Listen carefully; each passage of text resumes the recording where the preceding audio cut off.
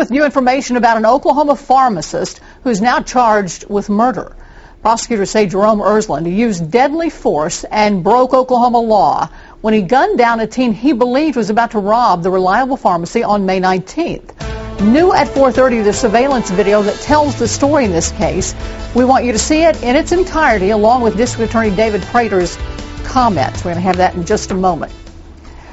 Now, there it begins right now. If you'll watch, the suspects come into the pharmacy with their guns pulled. You saw the pharmacist move back there. Now, continue to watch this. Of course, it has no sound on it. But you're seeing what happens. This is unedited video. Now, he has collapsed. It's difficult to tell, but you see the pharmacist running out after the second guy. You can't see the other suspect who has collapsed on the floor, but in a moment, the pharmacist comes back in.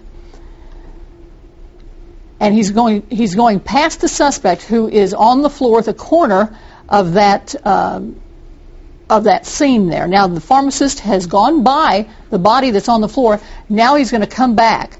And at this point, you see he's shooting the suspect even though he is down.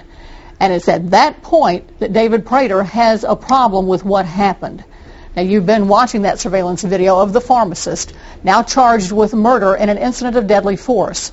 News Channel 4's Ed Doney has more from our newsroom. Ed?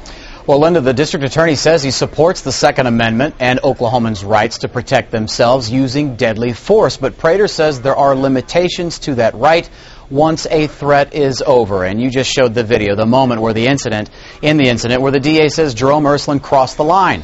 He says in that video, 16-year-old Antoine Parker was lying at the floor of that pharmacy, unconscious but still alive, and he said Ersland walked past him, as you can see, to retrieve a second pistol, did not appear to be concerned, and right there, standing at his feet, fires 5 rounds into his abdomen. Ersland then called police, but he exceeded his lawful authority, according to District Attorney David Prater, to use deadly force, and that's why he's now facing first-degree murder.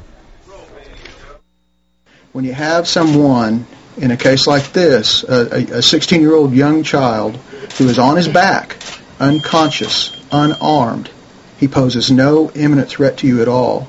And when you put a pistol just a foot away from his chest and you fire 5 rounds into that child's chest, in my opinion, the laws of this state do not protect you in the use of that deadly force. And Prater went on to say no weapon was found on Parker, the victim, and the suspects did not fire a single shot during that incident. And that's contrary to what Jerome Ersland told us last week.